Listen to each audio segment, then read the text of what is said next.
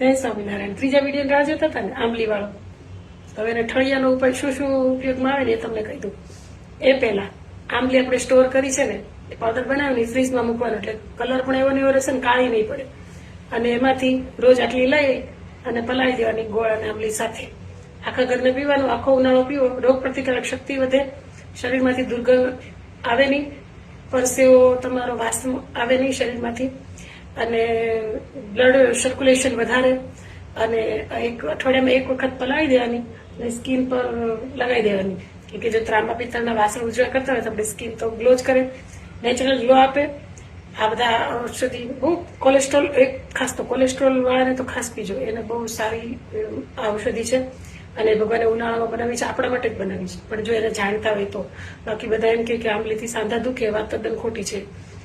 સાંધા તો એને બહુ બધા જૂના રોગ હોય ને એનાથી એના લીધે દુખતા હોય, બાકી આંબલીથી કશું થાય નહીં.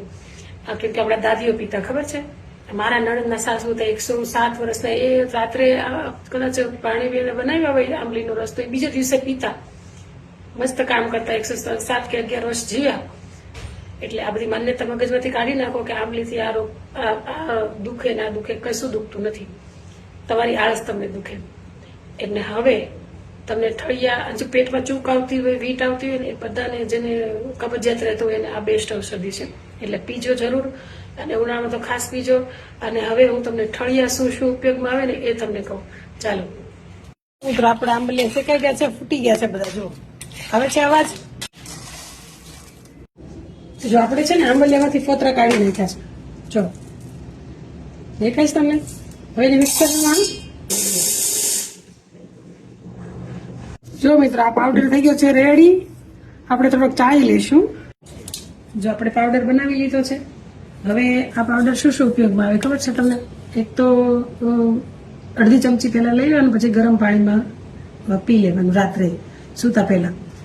તો શુગર કંટ્રોલમાં આપશે. અને તમારે જ્યાં ત્યાં તમને સાંધા દુખતા હોય, ખબર છે, તો એનાથી રાહત આપશે. કેમ કે સાંધા ક્યારે દુખે? જ્યાં ત્યાં ગેસ ભરાતું હોય ને, તમને ગેસની પ્રોબ્લેમ હોય એટલે તમને સાંધા દુખે. તો એ ક્લિયર થઈ જશે તમારું. 15 દિવસ કન્ટિન્યુ કરવું પડે, કેમ કે જો આંબલી કોઈ બી દવા કરતા હોય તો એને થોડી કન્ટિન્યુ કરવી પડે. 2 દિવસમાં રિઝલ્ટ ન મળે. અને તમને ઝાડા કોઈને થઈ ગયા હોય તો એને અડધી ચમચી આપી દેવાનું. અને ડાયાબિટીસ વાળાને પણ આ રીતે જ લેવાનું, અડધી ચમચી ગરમ પાણીમાં. પાચન ક્રિયા મજબૂત કરશે.